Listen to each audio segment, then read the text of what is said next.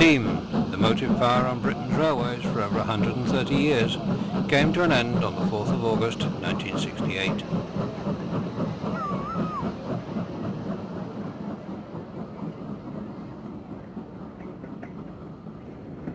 Last journeys were taken and final farewells made before the very last excursion departed.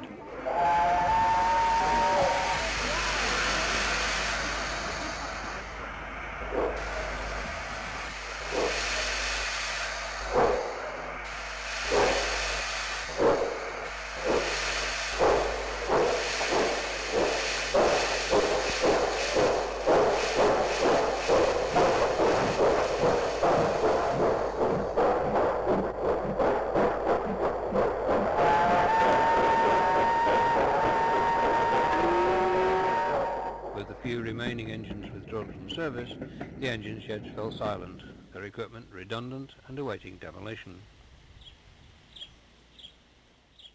Some locomotives had been bought by individuals and societies and kept at work on preserved branch lines as tourist attractions.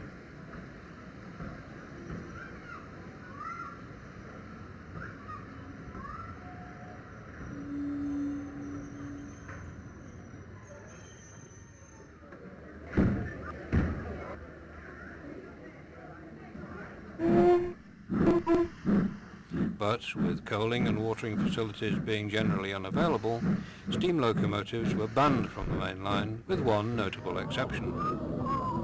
Alan Pegler, owner of ex-LNER Pacific locomotive Flying Scotsman, had negotiated a contract with British Rail some years earlier, and, with several years still to go, was able to continue hauling steam excursions.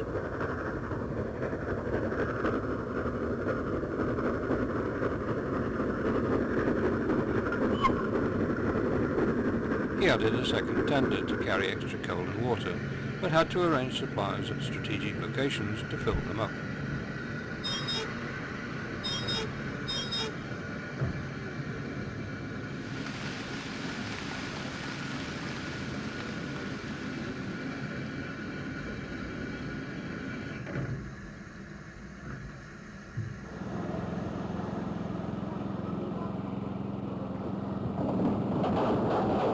Some 3 years after the ban had been imposed, careful negotiations led to it being partially relaxed.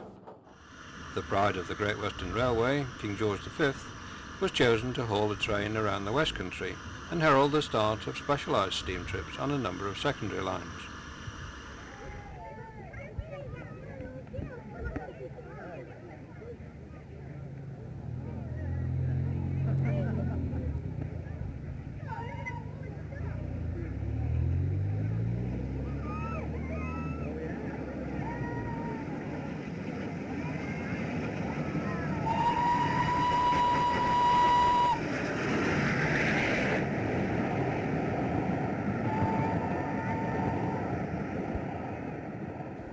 The routes were selected to avoid conflict with the busy main lines and were often in the more scenic parts of the country.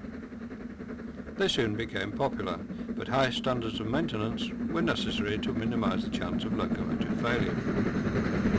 Each year, a small number of preserved engines were selected for the trips, to the delight of enthusiasts everywhere.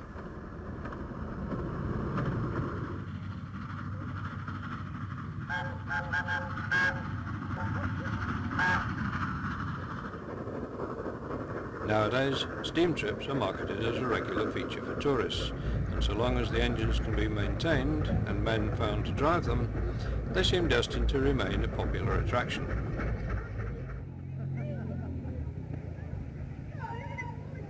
The Great Western Railway led the world in its heyday, so it was fitting that one of its engines led the way to the return of steam for all to enjoy.